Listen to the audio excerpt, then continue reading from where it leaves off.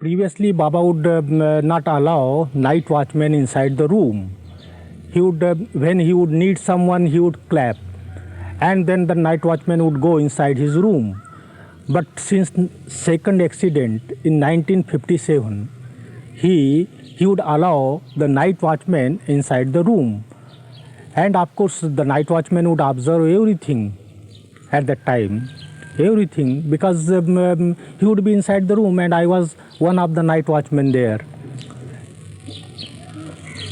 Then what do you want?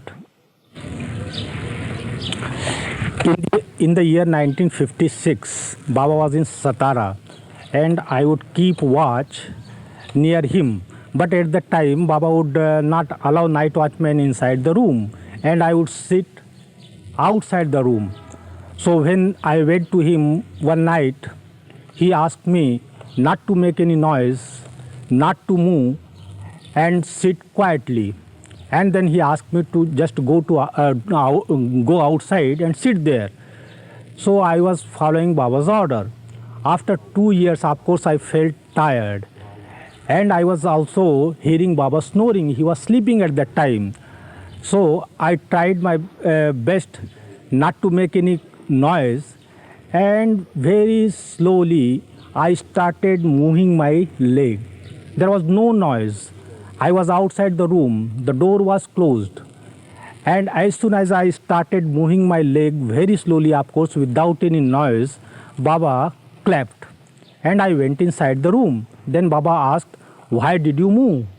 I ordered you not to move. Sit quietly. But why did you move?" And then, of course, I was very much astonished because Baba was inside the room. I was outside. The door was closed and there was no noise. And then I thought that how could Baba see me there outside, because there was no noise, nothing. And all of a sudden, when I started moving, he clapped. And when I went inside, he asked me, "Why did you move?" So it was really very surprising to me. This is the incident I remember, which took 56 in Satara. What else do you want? I always found Baba during his sleep that he would move his fingers, because the movement would be there in the finger. He would move like this. He would be snoring, but the fingers would move like this. And I also observed that even if he would sleep, he would just get up after 15 minutes, 10 minutes, and he would ask, "What is the time? What is the time?" So, and every day when we would go to keep watch near Baba, he would just give this instruction not to move, not to make any noise, and keep quiet. These are the instructions he would repeat every day. Every day he would repeat the same instructions: not to move, not to make any noise, and keep quiet. His name was Gulab Dada. Of course, Baba had contacted him previously. He was taken to Jabalpur Ashram and he was there with Baba, and Baba worked with him. So it is in the record. But when Baba sent me to bring some musk, I went to him, and he said, all of a sudden, as soon as I approached him, he said, "I won't go, because that one beats me like anything. He is Allah," means God. And of course he started running, and I was following him. But then he went to a mosque and I could not find him, and with difficulty when I approached him, then again he started running, and then he went to a house. Then I went there and he said that, "Please go away. That Allah, he beats me like anything, and you have come from me, so I won't go along with you." I think that Baba must be giving them some work. At the same time, he would give them push. So when the burden of work comes, they don't like to share that burden. So they hesitate. So, and this must be the reason. He wouldn't want to go with Baba? Yes, that must be the reason. because he said that Baba beats me like anything. No, that one Allah, he beats me like anything, and I don't want to go to him now. You were saying that they didn't like to go to Baba because they would call him Allah, and of course Allah would mean God, that Allah beats him. How did he mean that he beats him? He meant what I think, that Baba would give them some work to do, some spiritual work, and that is the burden for them. So they don't like to share that burden. Of course, there were other musts who would share willingly. Ali Shah, there was one must in Mehrabad. He would not hesitate, he would not say, he would always submit. But there were some who would sometimes don't like to come to Baba. I see.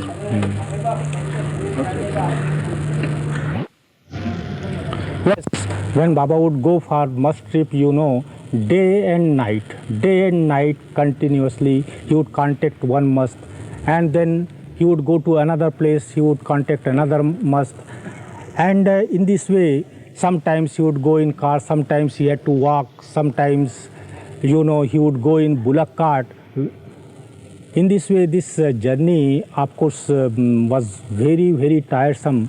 But Baba would go for thousands of miles for one must. Thousands of miles he would go. And one incident just now I remembered, when Baba was in Dehradun, he had been for a must tour. Every day we would receive so many letters and telegrams, and we would read out those letters and telegrams to Baba, and he would give the points for reply.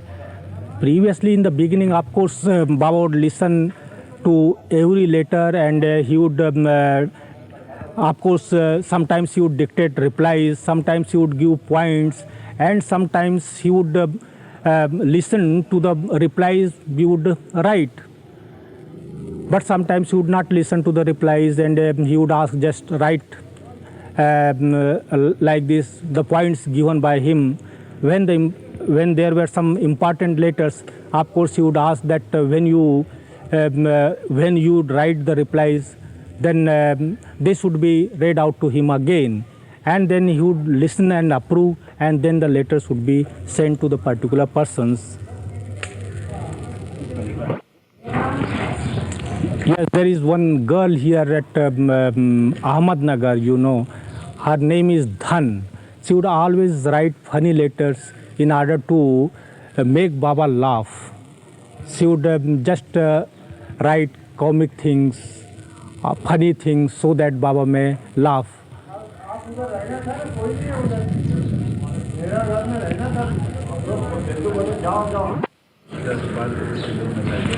Yes, I remember one incident. Baba was passing through Pune, and there was a man who was just reading Fatiha. Fatiha means prayer, near the tomb. And of course, when Baba saw him, he laughed. And later on, all of a sudden, because there was no talk, nothing, he started laughing. Then somebody asked why Baba was laughing. Then he said that he was bowing down to his own grave. What did that mean? What did it mean? Means that man, of course, he died, and then that tomb was built for him. Again he took birth, and in Mohammedans, of course, when they go to some tomb, they read Fatiha. Fatiha means they pray for the salvation of the soul. So that particular man who died, I think many years before, he was just near his tomb, and he was reading that Fatiha. He was offering prayer to his own tomb, and when Baba saw him, Baba started laughing, because he said that that man did not know that it was his own tomb.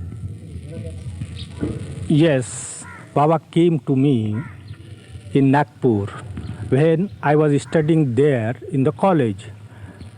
Previously, I was not inclined to spirituality, but in 1952, something happened. And then I decided to go to some he was, and he said that serve him properly, obey him, surrender to him, and don't think that you will be losing anything, you will gain many things, but just stick to him. And of course, Baba worked with him during Manonas period, and then he was sent out. He was sent to Gwalior again. He wanted to be with Baba, but then Baba asked him just go there. And again, when Baba was in Satara, he came to see Baba, and he told Baba that he keeps one lamp for Baba always lighted. By a saint, what do you mean when you say that a saint was brought to Baba, such as this great soul? Yes, that saint, he was in sixth plane. Saint means one who has consciousness while in the plane, and generally one who is in sixth plane and he is in consciousness, then he is called saint. That's what Baba has told us. He sees God? Yes, of course. Then there was another saint. His name was Garge Maharaj. So in 1954, for the first time, he came to have Baba's darshan. I think that we must stop now. Okay. Yes, in Ahmednagar in 1954, there was a very big darshan program, and Garge Maharaj came to have Baba's darshan for the first time. He was revered by thousands of people. He was well known in Maharashtra. And when he came to Baba, of course, he bowed down to him. And then afterwards, he went to Meherazad, and he told Baba that he was just like a sparrow before him. He was like a son, and he was like a sparrow. And he requested Baba that Baba should keep him near him always, and he would sweep the floor. And he does not want anything. He just want a chapati or two. That was his need, he told Baba. And of course, Baba said that a time would come when he would keep him. He assured him that he would be allowing him very soon. And in the meeting in Meherabad in 1954, Baba declared that he would soon drop his body. And of course, Garge Maharaj dropped his body very soon, and he came to Baba. That was what I meant by saying that Baba, when Baba said that he would be keeping him very soon, and of course he kept him along with him.